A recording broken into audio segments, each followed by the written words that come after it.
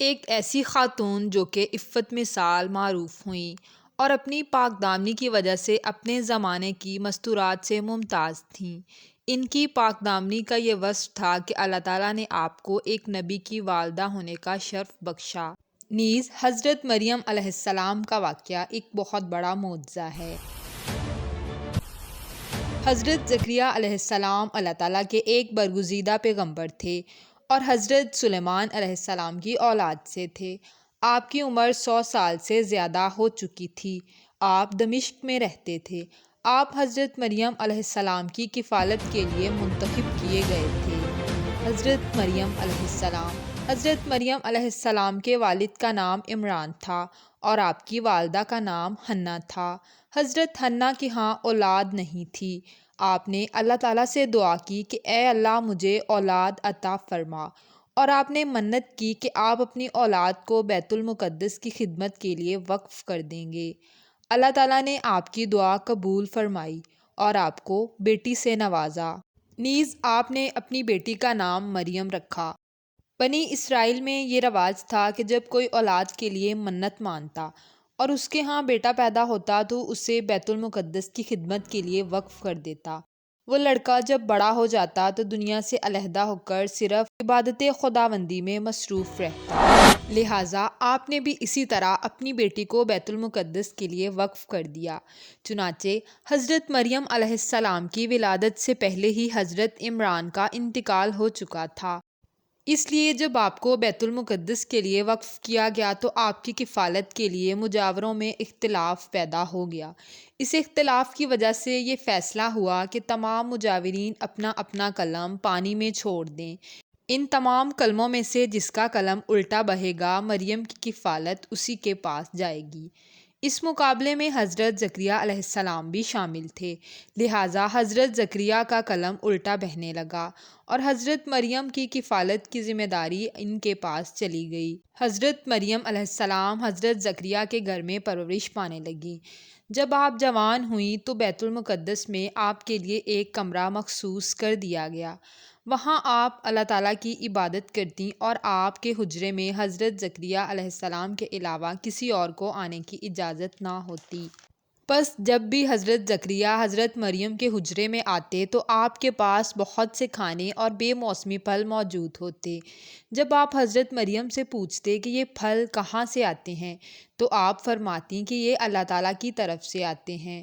حضرت مریم علیہ السلام کے متعلق قرآن مجید میں ارشاد باری تعالیٰ ہے، اور جب فرشتوں نے کہا کہ اے مریم بے شک اللہ نے تمہیں چن لیا ہے اور خوب پاک کر دیا ہے اور پسند کیا ہے تمہیں سارے جہان کی عورتوں سے، اے مریم خلوص سے عبادت کرتی رہو اپنے رب کی اور سجدہ اور رکوع کرنے والوں کے ساتھ۔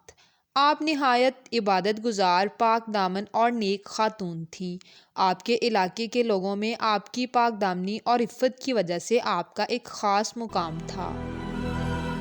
پھر ایک دن یوں ہوا کہ اللہ کے حکم سے حضرت جبرائیل علیہ السلام آپ کے پاس آئے۔ حضرت مریم نے ایک غیر مرد کو اپنے حجرے میں دیکھا تو پریشان ہو گئیں۔ حضرت مریم نے حضرت جبرائیل کو دیکھا تو بولیں، اگر تو ایک رحم دل انسان ہے تو تجھ سے میں خدائے رحمان کی پناہ مانگتی ہوں۔ حضرت جبرائیل نے آپ کو پیغام الہی دیتے ہوئے فرمایا کہ میں تو تیرے رب کا فرستادہ ہوں اور اس لیے بھیجا گیا ہوں کہ تجھے ایک پاکیزہ لڑکا دوں۔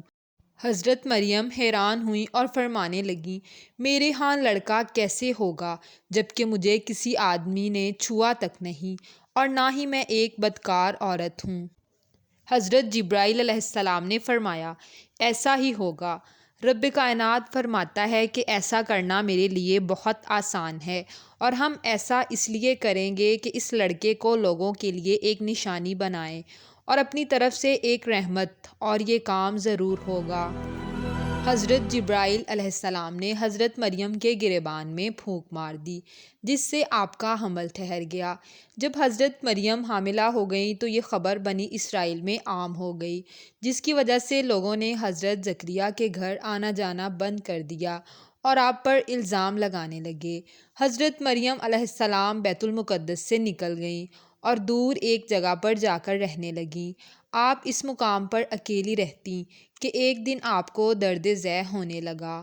نیز ایک روایت میں موجود ہے کہ حضرت جبرائیل علیہ السلام نے جب حضرت مریم کے گریبان میں پھونک مارا تو اس کے 9 گھنٹے کے بعد حضرت عیسیٰ کی ولادت ہو گئی، لیکن اس بارے میں اللہ تعالیٰ ہی بہتر جانتے ہیں۔ نیز آپ ایک درخت کے ساتھ ٹیک لگا کر بیٹھ گئیں۔ جس درخت کے ساتھ آپ ٹیک لگا کر بیٹھی تھیں وہ ایک خشک درخت تھا، لیکن جب آپ اس درخت کو ہلاتیں تو اس درخت سے تازہ کھجوریں گرتیں۔ آپ کے درد کی شدت میں اضافہ ہونے لگا۔ آپ گھبرا گئیں اور بولیں کہ کاش میں پہلے مر گئی ہوتی یا بولی بصری ہو گئی ہوتی۔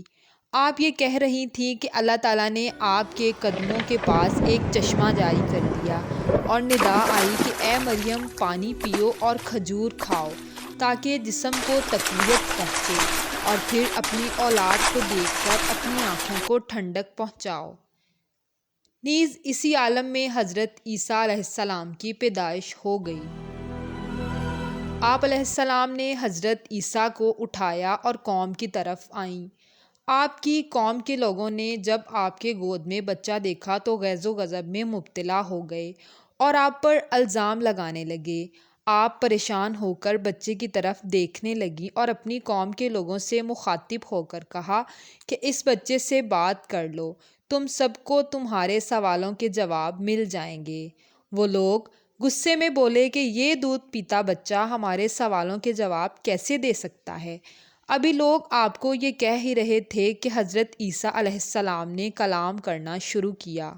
آپ نے فرمایا، بے شک میں اللہ کا بندہ ہوں، مجھے اس نے کتاب دی ہے اور مجھے نبی بنایا ہے اور مجھے بابرکت بنایا ہے جہاں کہیں بھی ہوں، اور مجھے نماز اور زکوٰۃ کی وصیت کی ہے جب تک میں زندہ ہوں، اور اپنی ماں کے ساتھ نیکی کرنے والا بنایا ہے، اور مجھے سرکش اور بدبخت نہیں بنایا، اور مجھ پر سلام ہے جس دن میں پیدا ہوا اور جس دن میں مروں گا اور جس دن زندہ کر کے اٹھایا جاؤں گا۔ لہٰذا اس کے بعد حضرت مریم علیہ السلام نے حضرت عیسیٰ کو لیا اور مصر میں رہنے لگیں۔ نیز آپ وہاں رہنے لگے، پرورش پانے لگے، اور 13 سال کی عمر میں بیت المقدس واپس آ گئے۔ حضرت مریم علیہ السلام کے نام پر قرآن مجید میں ایک سورت موجود ہے۔ آپ کا نام قرآن مجید میں 34 مرتبہ آیا ہے۔ آپ کا ذکر نہ صرف قرآن پاک میں موجود ہے بلکہ بائبل میں بھی موجود ہے۔